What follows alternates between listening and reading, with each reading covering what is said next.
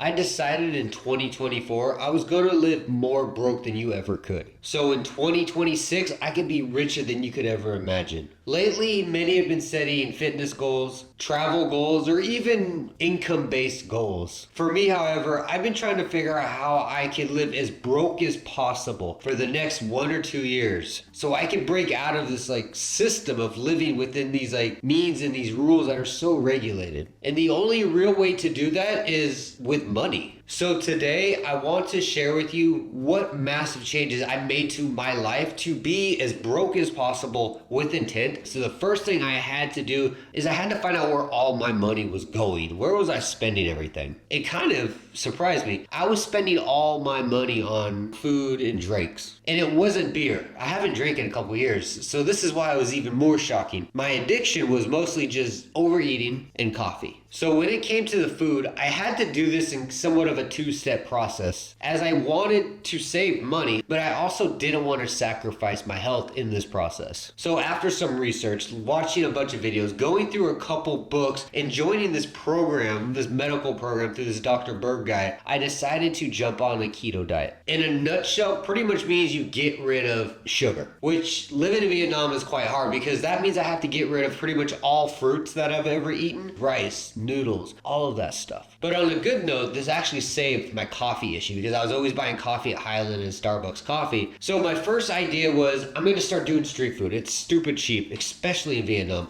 But I started realizing in the food they're using seed-based oils, which are carbs. They're using a lot of sugar. So I had to find another way. And with this keto diet idea, it was a little easier than I expected, where my diet consisted of a lot of vegetables, a lot of eggs, and anytime I could find some meat that wasn't being sold on the side of the road next to a gutter full of plastic cups. Hi, Vietnam. And over about a month of doing this, I started getting more energy. I started feeling better, and this was a big part of it. And outside of that, I was saving a ton of money. No more massive amounts of coffee because I had to actually go down to raw coffee, which saved a lot. Highland coffee, Starbucks, I mean, you're looking like $5-6 a cup. I was drinking 6-7 a day. I know, crazy, right?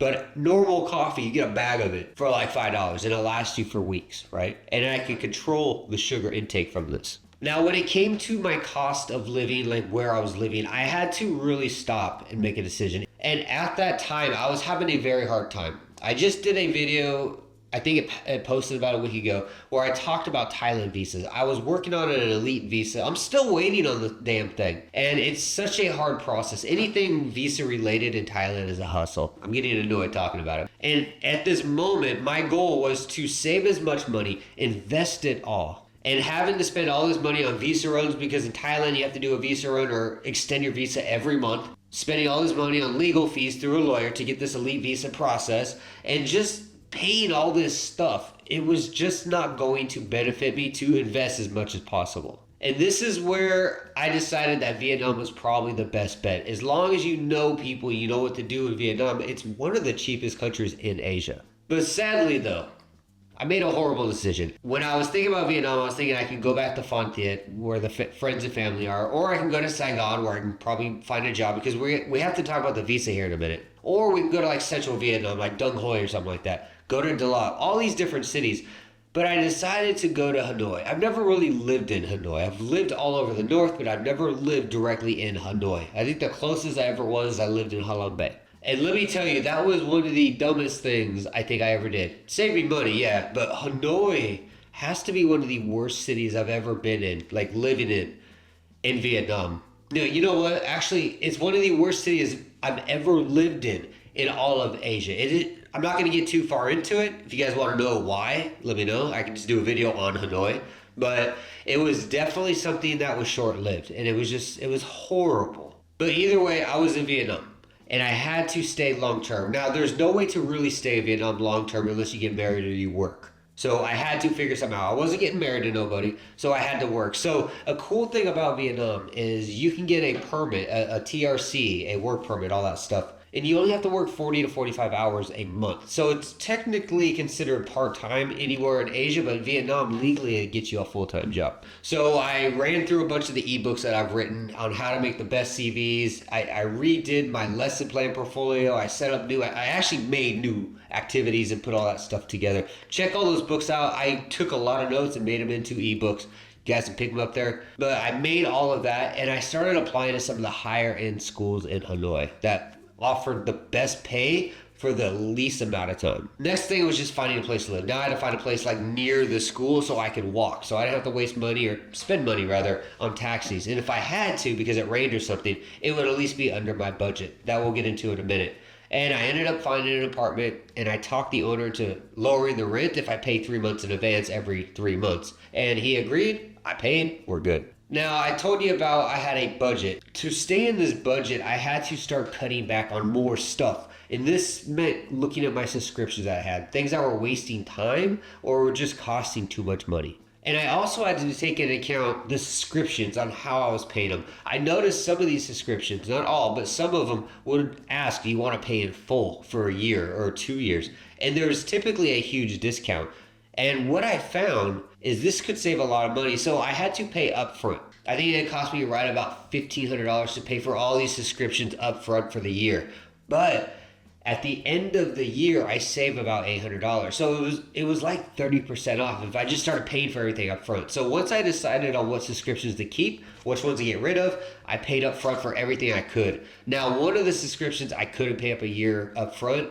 They just don't have the option. So my advice for that, if you ever do run into this problem, if you have an old university email account, use it. This actually got me like a 20% discount on the month. So it kind of worked out. So after I got all this done, this got me down to the budget I was looking to actually achieve. This is where things are going to sound crazy. The beginning of the video, I told you I want to live as poor as possible, poorer than you, so I can be richer than you, right? My budget was just at $200K a day, which came out to about $7 a day that I could spend. This had to include rent, subscriptions, everything together. And this is why I had to find a way to get my rent lower. This is why I had to live closer to where the school was. This is why I had to reduce subscriptions. So getting that out of the way, getting on my $200K a day budget, I was pretty much set. Now, I know a lot of you might be thinking $7 a day, how do you live on that?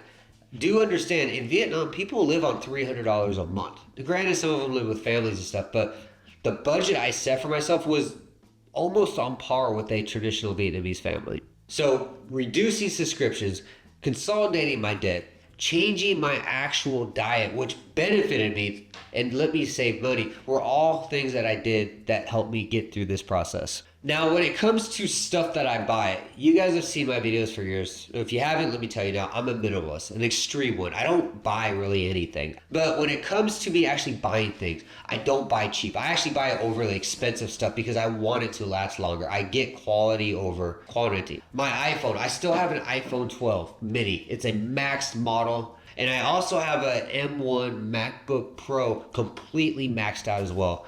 And I've used these, I've had them for years. Like they're on iPhone 16 now, right? So I've had the iPhone 12 for like 4 years. The M1 MacBook Air has been out for like 3 or 4 years. And they work so good. I edit 4K videos, no issues.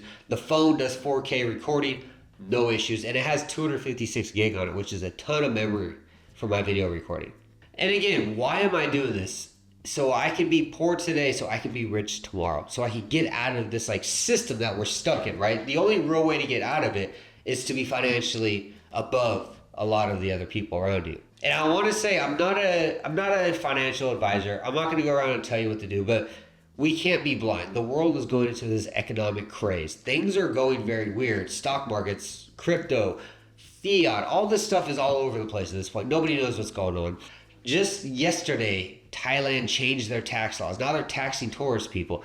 Vietnam officially just micromanaged their bank system. So now Vietnamese have to get like police approval to withdraw large sums of their own money. Things are getting weird. So for me, I've been saving money. I've been making as much money as possible. And I've been investing every bit of it into anything that will get me out of this bubble. And this whole idea of like our parents said, save your money, invest into your checking account, get a CD or, something like that. If we do that now in 2023, 2024 and forward, we will become poor. We don't live in our parents' lifetime anymore. Going to university is damn near a waste of time. Saving money in your checking account is stupid because of inflation. It's out of control. A dollar yesterday is now like 30 cents today. And I personally see fiat money as being a downfall. I see digital money starting to become that future. And this is where I've spent a lot of time learning, and I had to find out where to invest my money. And over this last few years, I've been putting a lot of money into Bitcoin and Ethereum and different cryptos. This is why I've sacrificed to be poor so I can be richer later. And I've built ideas, I've built systems to make sure that money keeps growing. And I suggest you do the same when it comes to your money. Find out how you can invest it and build it and do that. So in a nutshell, that's why I decided I'm going to become poor in 2024. So by 2026, I'm rich enough to get out of this nonsense system that keeps trying to lock us in. So hopefully I gave you some ideas. Start making some changes. Are you already? Let me know below. I'm quite curious because I'm always open to hear new ideas. But till then, guys, I will see you again.